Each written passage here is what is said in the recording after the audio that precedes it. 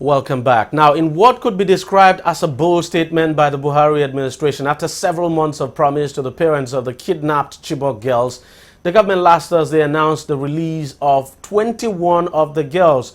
Presidential spokesman Garba Shehu said the success came after the intervention of international negotiators. He revealed that the release of the girls is the outcome of negotiations between the administration and Boko Haram, brokered by the International Red Cross and the Swiss government.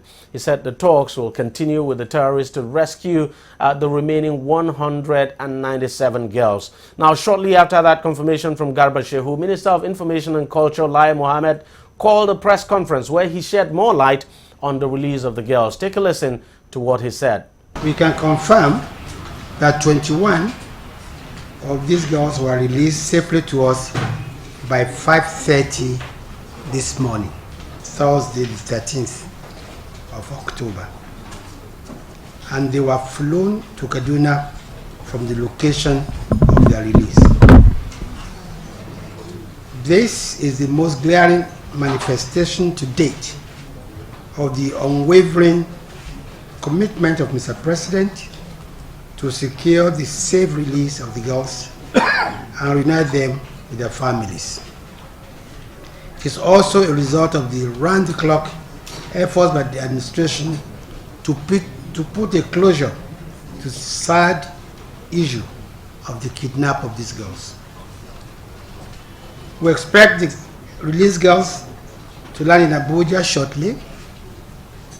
Ahead of their arrival, we have assembled a team of medical doctors, psychologists, social workers, and trauma experts to properly examine the girls, especially because they have been in captivity for so long.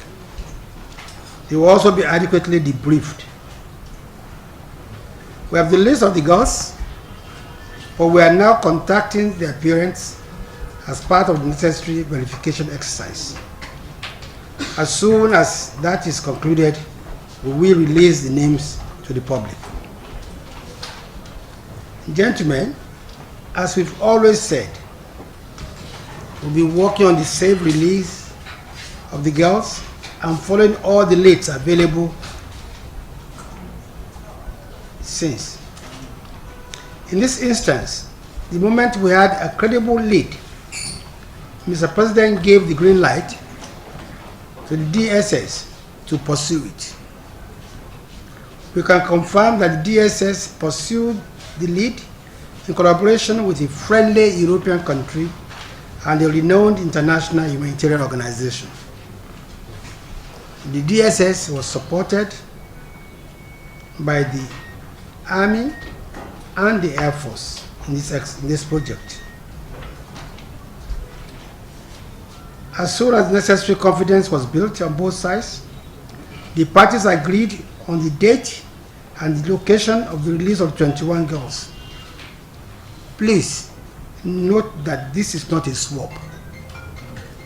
It is a release, the product of painstaking negotiations and trust on both sides. We see this as a credible first step in the eventual release of all the Chibok girls in captivity. It is also a major step in confidence building between us as a government and the Boko Haram leadership. Now, the girls later met with Vice President Yemi Osinbajo in Abuja. The Vice President promised the government would take care of the girls and ensure those who want to continue with their education do so, and that jobs are provided for those who want to work. Some of the girls were carrying babies, and a number of them were reportedly pregnant. And joining me now to discuss this development is security expert Colonel Hassan Stanlabo, a retired military officer. Colonel, thank you very much for joining us on the program. Quite surprised. I don't know if this came to you as a surprise that Boko Haram would choose to release 21 girls without any exchange, because the government made it clear that there was no swap at all, that it did not release any Boko Haram commander in its custody.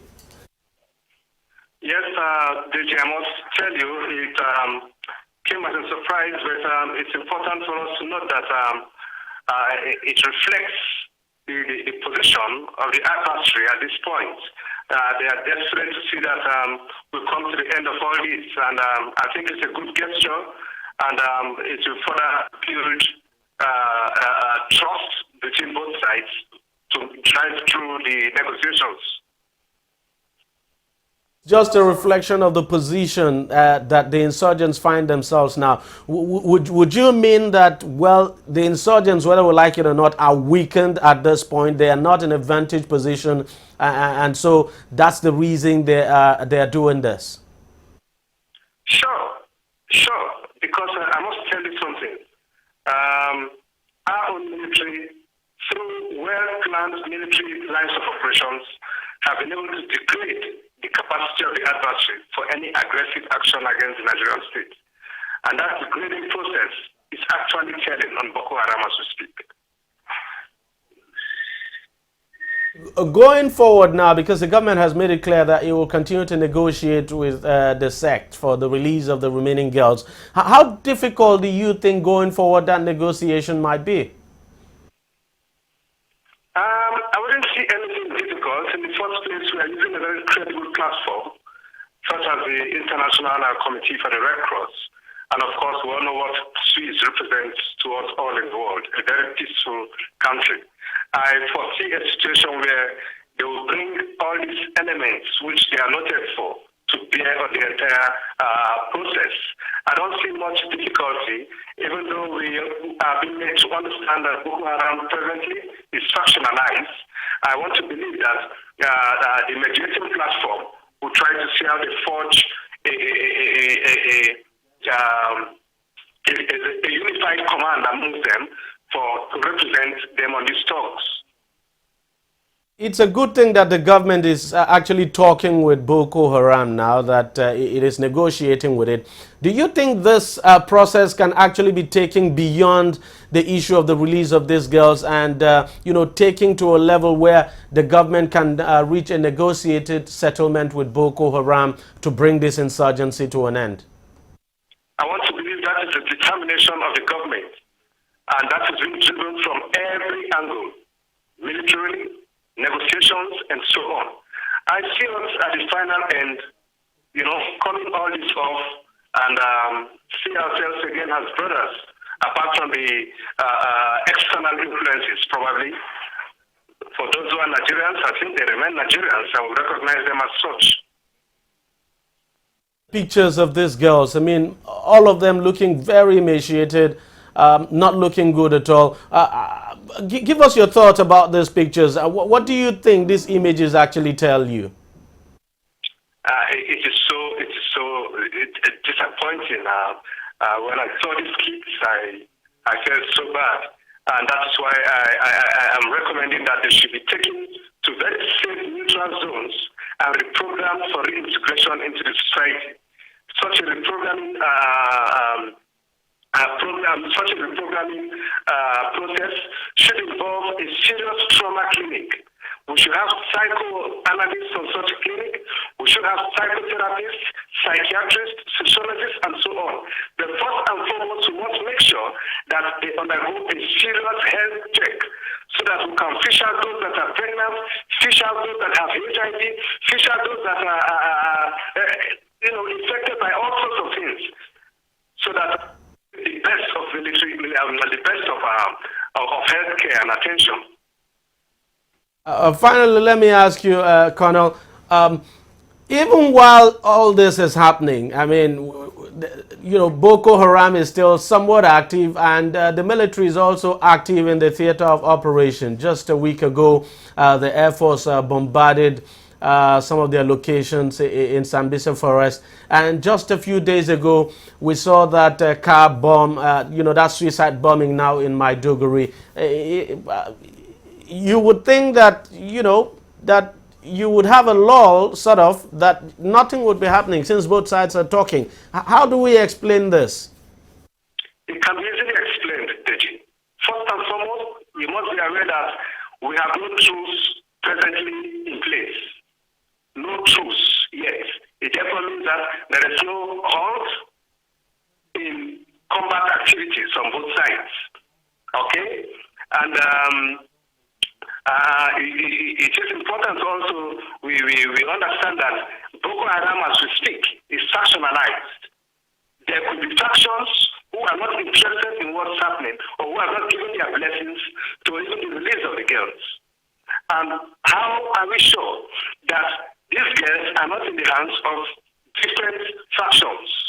And probably just one or two that have decided that let's release our own girls. Let's release the girls with us back to the Nigerian state. Whatever the case, we'll commit everything to prayers and we'll continue to remain hopeful that definitely these things will go through. Hassan Stanlabo, thank you very much for joining us on the program, and thank you very much for your contributions.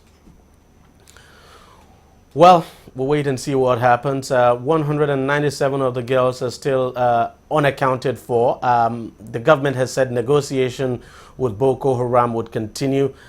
We just keep our thoughts are with these girls, the ones that have been released and the ones that are in custody now.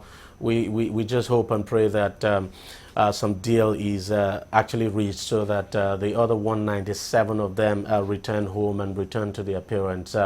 Well, that's it on the program. If you want to watch it again, it's simple. Just log on to our website, tv360nigeria.com. You'll find this video and lots more there. You can also watch us on our YouTube channel. The address is youtube.com/TV360Nigeria. Do subscribe to get the latest videos and updates. You can join us as well on Google+. That's at TV360 Nigeria. Or like us on Facebook.